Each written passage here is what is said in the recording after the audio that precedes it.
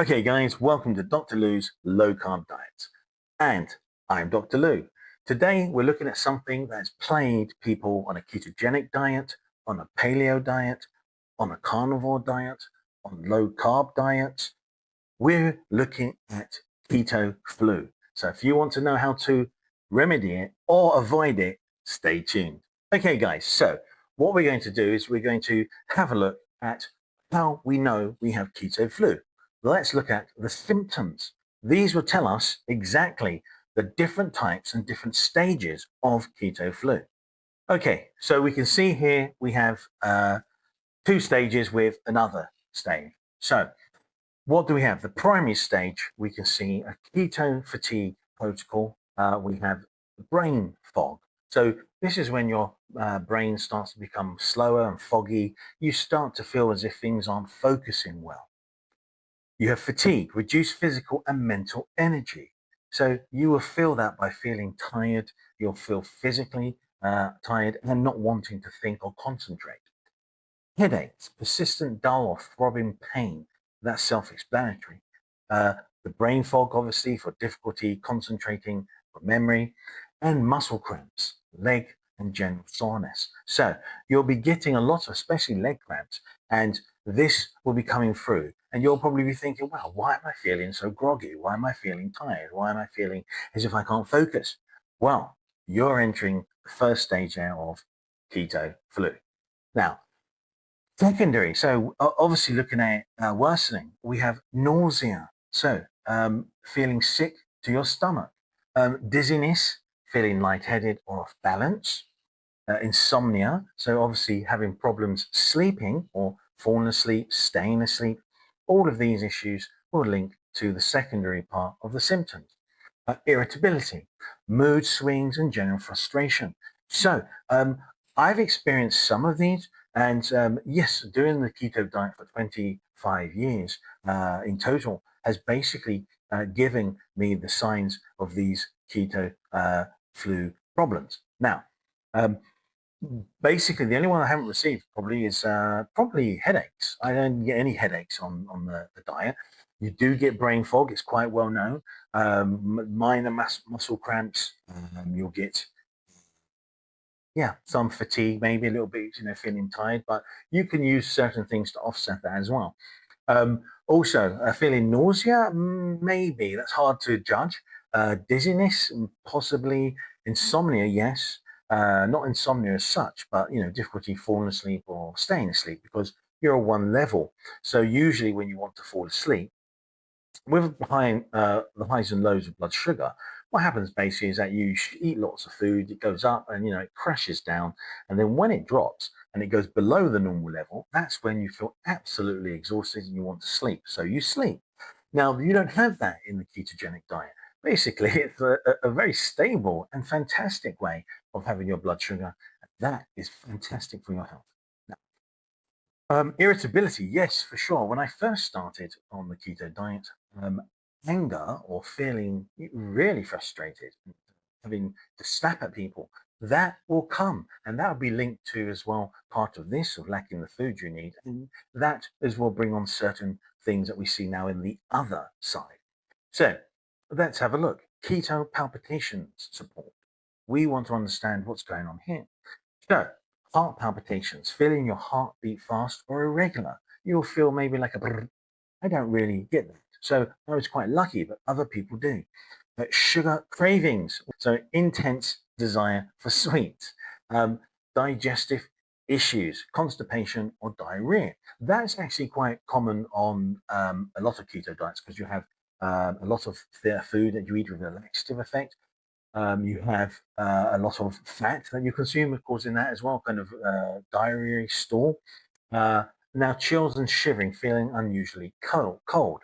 Now, this is something as well which is obviously going to be an issue, but I haven't experienced the chills and shivering, and I definitely haven't had a heart palpitation. So I assume this is, again, when you have severe cases of lacking the certain things that you need for your diet. Now, so if you have any of these, or some of them, or all of them, you've got keto flu. So what you need to do is going to be now in the next step. This is going to show you how to change from the keto flu symptoms and how you can remedy them and how you can get back into living in a normal, comfortable lifestyle. Now, so here we go. You can see solving the keto flu, your complete transition guide, because this is what happens sometimes when you transition, and it doesn't even just have to be transitioning. It can be whenever you're lacking in those certain minerals. So here we go. So number one, understand and mitigate symptoms for a smoother metabolic shift. So replenish electrolytes and minerals. So obviously electrolytes are minerals. Targeted minerals for heart and cramps. Okay. Increase sodium, liberal use of sea salt. Consume bone broth daily. Magnesium for sleep and rest. Potassium-rich, rich foods like avocados. Now, that is giving you the main understanding of how to get all of these problems to ease. Now, that's why you're getting them, because it's most definitely your electrolytes. So your electrolytes are down. You're going to have obviously sodium, which you're going to use. Now, most people are like, why, what's going on? We're telling don't eat too much salt, blah, blah, blah. Salt is massively important to you. Don't listen to anyone trying to scare you about salt. Salt is 100% vital. As I said, you die from salt, lack of salt in a desert before you die of lack of water. So salt is 100%. You utilize the sodium there for sodium ions to be able to do all of your thought in your brain and your nervous system. It's vital to survive. So you need it. And if you start going having not enough or problems, you will feel that massively. So make sure that you are not too scared to have enough salt. You will obviously urinate it out, so those electrolytes pass out for your urine, and that's why you start to get low amounts, and that's why you can liberally use salt as well as taking supplements, which can then build them back up again. So, for example, your magnesium, your potassium, your sodium, yes, and calcium as well added on there as well. So they are vital for a good, healthy diet. So that's number one. So number two, increase healthy fats for energy, fuel your body. Okay, so you can see here, prioritize quality over quantity. So you want to make sure you have avocados, potassium for dizziness, olive oil, ghee butter, and fatty fish. Okay, so you can get plenty of fatty fish in the UK or USA. Tinned as well, awesome. Sardines, you can have mackerel, that's awesome. Now, MCT oil for brain fuel. Yes, you can use a supplement like a MCT oil, or you can have some gummies with MCT oil in it. And again, you can find different methods of consuming MCT oil as well. Add nuts and seeds liberally. Yes, use some nuts and seeds for snacking. They will help you, or add them to a salad. They are perfect for that. And they can help you have good fats and ways of getting nutrition, again, which will help you with those electrolytes. Now, three, ease the transition and manage symptoms. So sleep steps. One, focus on sleep hygiene. Two, nutrient-rich greens. And three, gradually reduce carbs if needed. So you have to understand that if it's getting too much for you and you can't manage it, you're too much of a keto flu or pain, then yes, you have to then obviously remedy that by easing off the diet or contacting obviously your doctor if there's anything that persists or is definitely causing issues. Your family doctor should know exactly what you need to take to ease your pain. Now, so identify and address specific cravings. You're getting certain cravings, you're feeling certain things, that's telling you, I might need something else to fill the diet. Natural anti-nausea options. You can drink some ginger or lemon water. This is all cool. Make it a ginger tea. Prioritize quality sleep for adaptation. You've got to say, okay, it's 8 o'clock now or 9 p.m. I'm going to bed, no matter what. So, because when you don't have the feeling to go to sleep, because that's when you crash in your blood sugar, you don't have that. So you have to tell yourself, get in there, lie still, and your body will take over. So you've got adequate fiber from greens, okay, green leafy vegetables, and if severe, a more gradual approach. So what does that mean? That means if you still have these issues, take it easy. Start to maybe, say, okay, I'm not going to go hardcore keto. I'm not doing really hard keto. I'm going to do a light one, or I'm going to do a low carb option. to ease me in and then do keto, because 20 grams of carb a day can be quite shocking for some people. But again, it's really good for weight loss. So this is sometimes the payoff that you will find. Okay, guys, so moving on, we want to understand as well, to avoid, obviously, doing this in the first place. So we don't want to go for keto flu. So what do? Here you go. I've given you how to get your electrolytes through different food sources and the rough amounts that you need. This will help you to stop the keto flu before it even starts. So when you start your diet, make sure you have plenty of these types of foods, and then you will not get keto flu. Here we go. Now for sodium, obviously sodium chloride is table salt, extremely vital, probably one of the most important minerals that we have. Sodium is a metal. Yes, it turns into ions. It's used in our thought. It's used in our nervous system. Our peripheral, as well as our central nervous system, must have sodium for action potentials in your brain. So look at this: importance, nerve function, fluid balance, and muscle contractions. Deficiency, headaches, nausea, fatigue. Sources: mineral-rich salts like sea salt or pink Himalayan salt. Avoid highly processed table salt. So it's telling you wants the high bang for your buck. Okay. Intake: 4,000 to 6,000 milligrams, or 4 to 6 grams per day. 2 to 2.5 tablespoons. Add up to 2,000 milligrams if you're active. Why?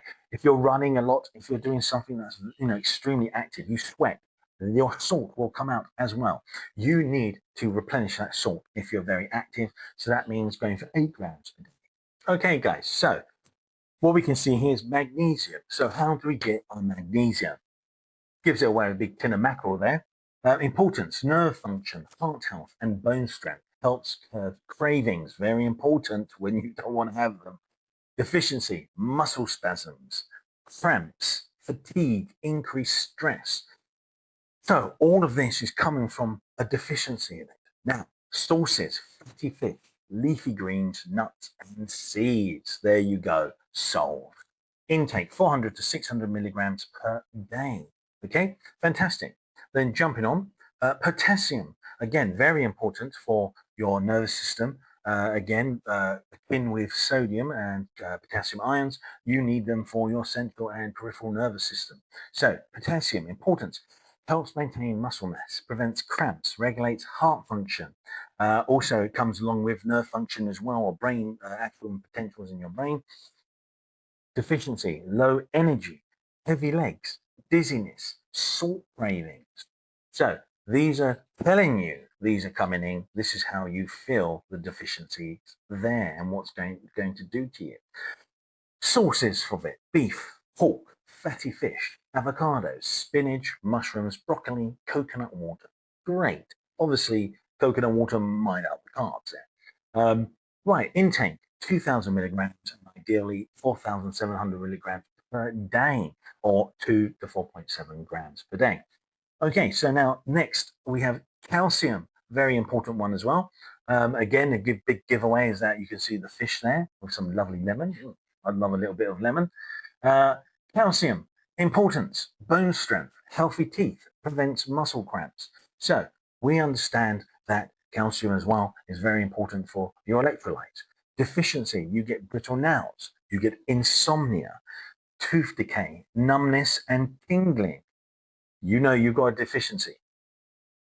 Sources: you can get it from cheese, sardines, you can get it from almonds and bone broth. Then you can see intake at least 800 milligrams and ideally 1,000 to 1,200 milligrams per day, or 1 to 1.2 grams per day from low carb foods. So all of this is pretty much conducive for a low carb diet. You are looking at a ketogenic diet. These are perfect. Eat in moderation, anything that does contain carbs. Other than that, guys, you will be able to prevent keto flu. So guys, we'll just shut that down there. Take screenshots, obviously, if you need them. Pause it and take screenshots, and you'll be able to follow that for your diet. So what we've done today is we've totally hit keto flu on the head, and you guys shouldn't go through it. Now, this Again, if you have any of these issues or symptoms, you should contact your family doctor. He will know you inside out. He will know your diet. He will know your health issues. He will be able to tell you, no, that's no good for you. So don't always just follow what you hear. Make sure you consult your doctor. Your family doctor will know everything about you and then be able to tell you what's going on. So when you come to it, guys, you're not going to have keto flu, and good luck with that. So okay, so it should have helped you understand how to identify the symptoms of keto flu, how to remedy the keto flu, and how to prevent it with the correct food. Now, okay, guys, please give me a thumbs up and subscribe, guys, and any comments, pop them down there and I'll answer. Okay, guys, so if you have any comments, please pop them down there and I'll do my best to answer them. Also, like and subscribe. Okay, guys, see you on the next one.